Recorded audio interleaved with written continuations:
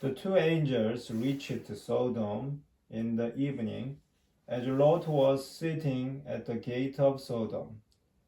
When Lot saw them, he got up to greet them, and bowing down with his face to the ground, he said, "Please, my lords, come aside into your servant's house for the night, and bathe your feet.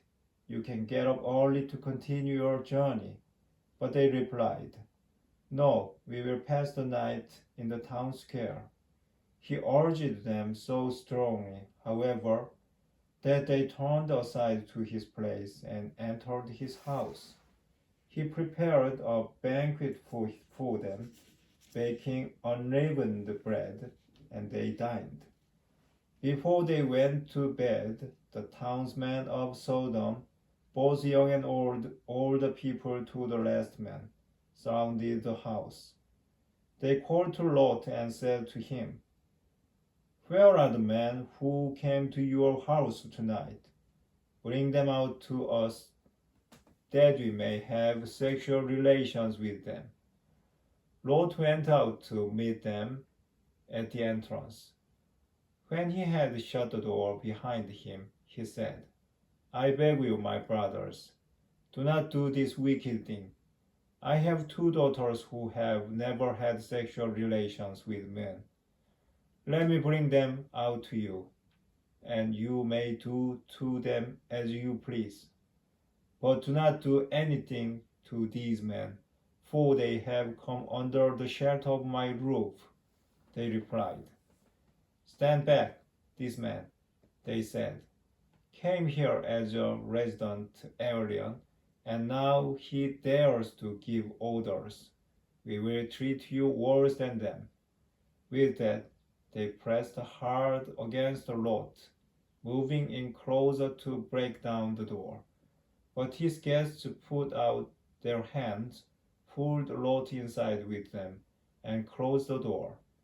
They struck the man at the entrance of the house, small and great, with such a blinding light that they were utterly unable to find the doorway. Then the guests said to Lot, "Who else belongs to you here? Sons-in-law, your sons, your daughters, all who belong to you in the city, take them away from this place. We are about to destroy this place, for the outcry reaching the Lord against those here is so great that the Lord has sent us to destroy it." So Lot went out and spoke to his sons-in-law, who had contracted marriage with his daughters. "Come on, leave this place," he told them. "The Lord is about to destroy the city." But his sons-in-law thought he was joking. As dawn was breaking, the angels urged Lot on, saying, "Come on, take your wife with you and your two daughters who are here, or you will be swept away in the punishment of the city." When he hesitated, the man, because of the Lord's compassion for him, seized his hand and the hands of his wife and his two daughters and led them to safety outside the city. As soon as they had brought them outside, they said, "Flee for your life. Do not look back or stop anywhere on the plain. Flee to the hills at once, or you will be swept away." "Oh no, my lords," Lot replied to them. "You have already shown favor to your servant, doing me the great kindness of saving my life. But I cannot flee to the hills, or the disaster will overtake and kill me. Look, this town ahead is near enough to escape to. It is only a small place. Let me flee there. Is it not a small place? To save my life." "Well, then," he replied, "I grant you this favor too. I will not overthrow the town you have mentioned. Hurry, escape there. I cannot do anything until you arrive there. This is why the town is called Zoar. The sun had risen over the earth when Lot arrived in Zoar, and the Lord rained down sulfur upon Sodom and Gomorrah, fire from the Lord out of heaven. He overthrew those cities and the whole plain together with the inhabitants of the cities and the produce of the soil. But Lot's wife looked back, and she was turned into a pillar of salt. The next morning, Abraham hurried to the place where he had stood before the Lord. As he looked down toward Sodom and Gomorrah and the whole region of the plain, he saw smoke over the land rising like the smoke from a kiln.